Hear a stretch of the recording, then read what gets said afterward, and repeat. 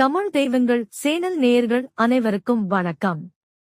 இன்று நாம் காண இருப்பது கரூரை அடுத்த பொன்னம் என்கின்ற ஊரில் அமைந்துள்ள பாலமலை கிராமத்தில் ஸ்ரீதேவி பூமா தேவியாக வீற்றிருக்கும் வரதராஜ பெருமாள் திருக்கோவில்.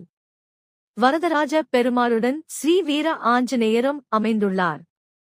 இந்த கோயிலின் வரலாறு என்னவென்றால், 6 தலைமுறைகளுக்கு முன்பு அங்குள்ள மக்கள் திருப்பதி ஏழுமலையான் கோயிலுக்கு சென்றுள்ளனர். பல தடைகளையும் மீறி அங்கு சென்று ஏழுமலையான் கோயிலை தரிசித்துள்ளனர்.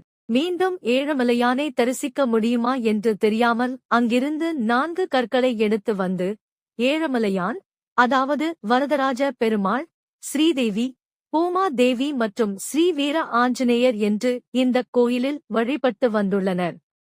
2013ஆம் ஆண்டு இந்த கோயில் புதுப்பிக்கப்பட்டு நன்றாக அமைந்துள்ளது.